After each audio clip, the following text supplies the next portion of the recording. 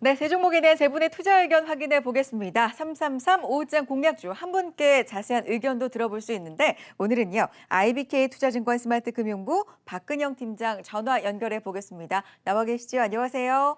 네, 안녕하십니까? 네, 먼저 종목 확인해 보고 자세한 얘기 들어볼게요. 자, 오늘의 공략주 공개해 보죠. 첫 번째 BH, 두 번째는요. 민엔지, 마지막으로는 삼양식품까지 333 오후장 공략주로 알아보겠습니다. 세 분께서는 이 세 종목에 대해서 어떤 의견 주셨을까요? 불 켜고 꺼보죠. 공개합니다. 민엔지에 대해서만 두 분께서 불을 껐고 BH와 삼양식품은 말 그대로 만장일치 긍정적인 의견입니다. 구체적인 이유까지 살펴보겠습니다. BH로 출발해 보죠.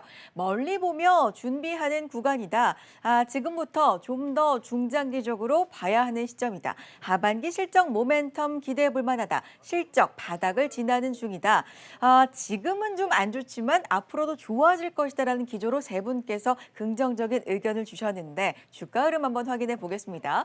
워낙에 낙폭이 좀 컸던 종목 중에 하나죠. 4거래일째 반등을 하고 있고요. 오늘 4%대 큰 상승폭을 기록하고 있습니다. 19,000원대 기록하고 있는데요. 오늘 하루 흐름도 괜찮습니다. 계속해서 상승폭을 확대해 나가면서 지금 19,200원대가 오늘 하루 고점을 찍고 있는데 BH에 대해서 어떻게 보고 계세요?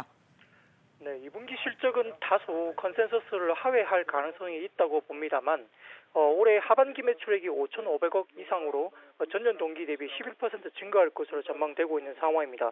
결국 하반기 실적 모멘텀을 보고 지금 매수의 이제 구간으로 들 수 있겠는데요. 아마 이제 북미 고객사인 애플 스마트폰향 매출액이 전년 동기 대비 하반기에 감소를 하겠지만 신규 아이템 추가로 인해서 상쇄가 가능할 것으로 기대합니다. 국내 고객사 스마트폰 출하량이 양호하기 때문에 관련 매출액은 전년 동기 대비 10% 증가할 것으로 추정되고 있고요. 하반기 물량 증가 가능성도 상존하고 있습니다. 3분기부터 매출액이 전년 동기 대비 성장세로 전환할 것으로 보고 있기 때문에 결국 하반기 실적 모멘텀을 보고 지금은 투자에 임하는 어떤 그런 입장입니다. 2020년 상반기 신모델 출시 가능성도 있기 때문에 전년 동기 대비 실적 증가폭이 상향될 여력도 하반기에 존재합니다. 결국 19년 하반기부터 전년 동기 대비 매출액이 증가세로 전환될 것으로 보고 있는 상황이고요. 2020년 상반기 신모델이 출시되면서 하반기에 선제적으로 추가적인 실적 상향 가능성도 높습니다.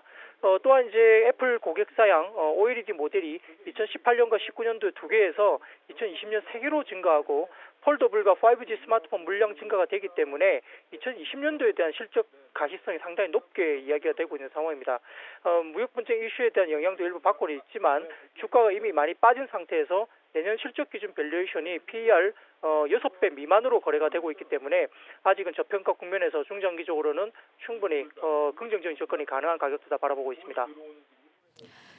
BH 긍정적인 접근이 가능한 구간이다라는 분석이었고요. 두 번째 민엔지로 가보겠습니다. 두 분의 불이 꺼져 있기 때문에 팀장님의 설득이 좀 중요할 것 같은데요. 일단 자회사 상장이 임박했다는 측면에서 긍정적이다라는 이야기입니다. 세틀뱅크 이야기를 하고 계신 거겠죠. 그런데 두 분은 기술적으로 단기 저항 구간이다. 단기 상승은 마무리됐다라는 이야기를 하고 계십니다. 주가 흐름 한번 확인해 보겠습니다.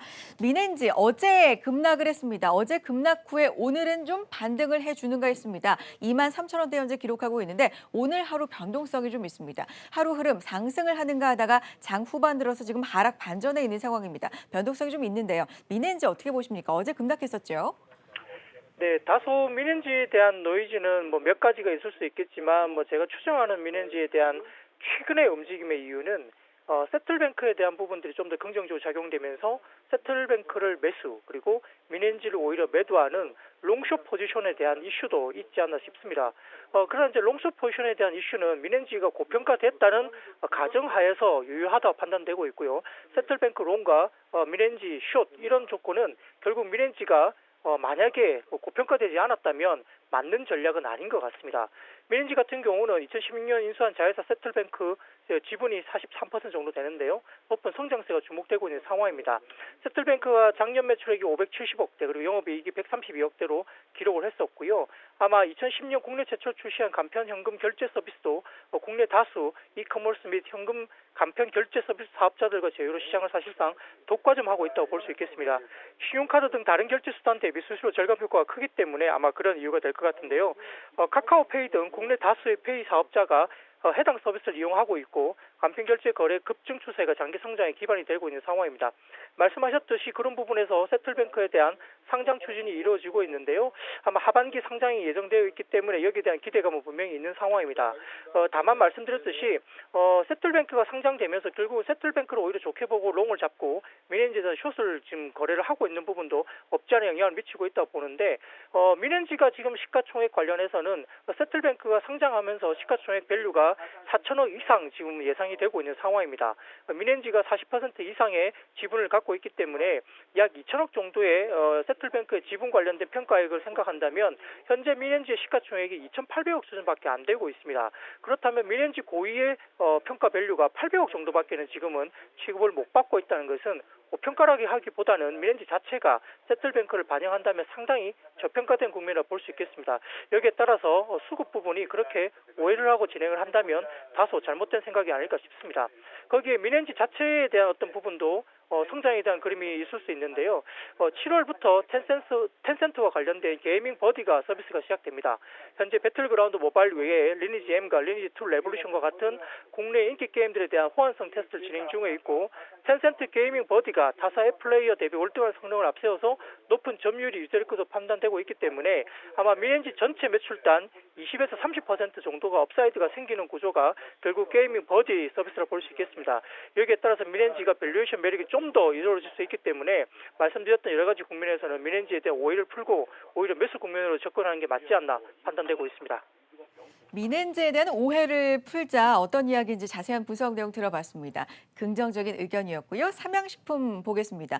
조정이 마무리되고 환율이 회복하고 있다. 2분기 실적이 양호할 것이다. 실적 전망이 양호하다.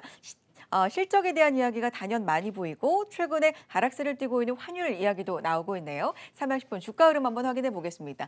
사실 삼양식품 하면 2017년, 2018년 중반까지 사실 주가의 상승세가 좀 눈에 띄었었는데 조정을 꽤 많이 받은 종목입니다. 오늘 0.41% 하락, 72,000원대 와 있고요. 오늘 하루 흐름도 그렇게 아래 위 변동폭이 크지는 않은 상황이지만 장 후반 들어서 힘이 다시금 약해지고 있습니다. 어떤 전략 필요할까요?